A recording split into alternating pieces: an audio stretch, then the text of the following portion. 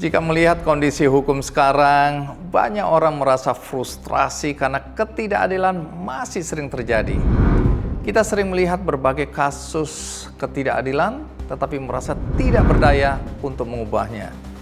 Dalam situasi seperti ini, penting bagi kita semua untuk mengingat sosok pejuang-pejuang keadilan yang terus bersuara tanpa pernah menyerah. Indonesia juga mengenal tokoh-tokoh pejuang keadilan di masa lalu yang mampu membangkitkan optimisme bahwa keadilan memang harus terus diperjuangkan tanpa henti dan tanpa lelah. Kita pernah memiliki tokoh-tokoh pejuang keadilan yang namanya hingga kini menjadi simbol harapan akan tegaknya keadilan. Ada Baharudin Lopa, jaksa penegak hukum yang tidak kenal kompromi dalam memberantas korupsi dan kejahatan. Kita juga mengenal sosok Jenderal Hugeng, polisi yang dikenal sangat jujur dan hidup dalam kesederhanaan, yang justru dipensiunkan saat melakukan pembersihan di jajaran kepolisian. Juga ada Yap Thiam Hien, pengacara dan pendekar hukum yang mendedikasikan hidupnya untuk memperjuangkan keadilan. Kali ini saya ingin membakar semangat kita semua dengan mengenang warisan yang ditinggalkan oleh almarhum Yap Thiam Hien. Pada tahun 1949, ia memperoleh sertifikat pengacara dari Kementerian Hukum dan setahun kemudian, pada 1950, ia membuka kantor hukumnya sendiri yang pertama.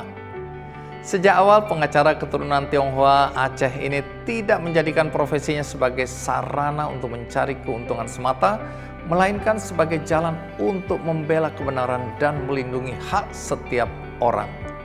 Dalam praktiknya, Yap Thiam Hien dikenal sebagai tokoh yang tidak memilih klien dan tidak berdasarkan kepentingan atau kekuasaan. Ia justru sering membela mereka yang berada di posisi lemah dan tertindas, termasuk orang-orang yang dianggap sebagai musuh negara. Baginya, setiap orang berhak mendapatkan perlakuan yang adil di hadapan hukum. Ia melihat hukum bukan sebagai alat kekuasaan, tetapi sebagai sarana untuk mencapai keadilan dan melindungi masyarakat. Sikap ini menunjukkan bahwa ia tidak bekerja berdasarkan tekanan atau opini publik, tetapi berpegang teguh pada prinsip. Ia bahkan pernah menyatakan bahwa jika seseorang hanya ingin memenangkan perkara, sebaiknya tidak memilih dirinya sebagai pengacara. Namun jika tujuannya adalah menyampaikan kebenaran di pengadilan, ia bersedia membela. Baginya, integritas lebih penting daripada kemenangan.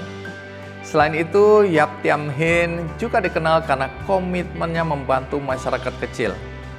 Ia kerap memberikan bantuan hukum secara gratis kepada mereka yang tidak mampu, serta terlibat dalam upaya membangun lembaga bantuan hukum agar akses terhadap keadilan tidak hanya dimiliki oleh mereka yang berkecukupan. Namanya pun lekat dengan perjuangan di bidang hukum, keadilan, dan hak asasi manusia.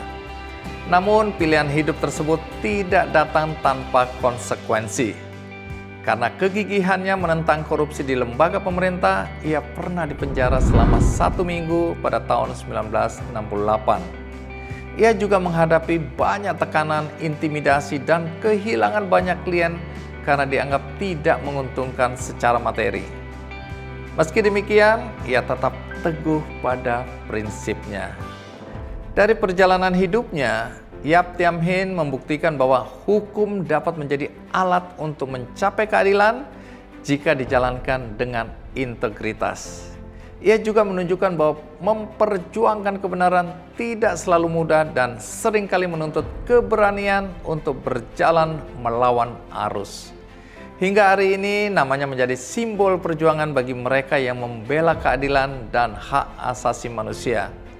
Warisannya tidak hanya dikenang dalam sejarah, tetapi juga diabadikan melalui penghargaan tahunan, yakni Yap Thiam Hien Award. Penghargaan ini diberikan kepada individu-individu atau kelompok yang berjasa besar dalam memperjuangkan dan menegakkan hak asasi manusia di Indonesia. Dari kisah ini, kita bisa melihat bahwa keadilan tidak akan terwujud tanpa keberanian dan konsistensi.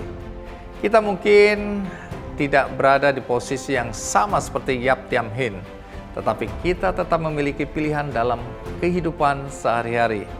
Kita bisa memilih untuk diam atau sebaliknya memilih untuk bersikap jujur dan adil dalam lingkup kita masing-masing.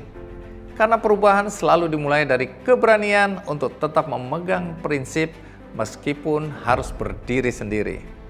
Keadilan di negeri kita ini mungkin belum sempurna, tetapi bukan berarti tidak bisa diwujudkan. Suatu hari keadilan yang kita dambakan di negeri ini bukan hanya menjadi harapan, tetapi semoga menjadi kenyataan.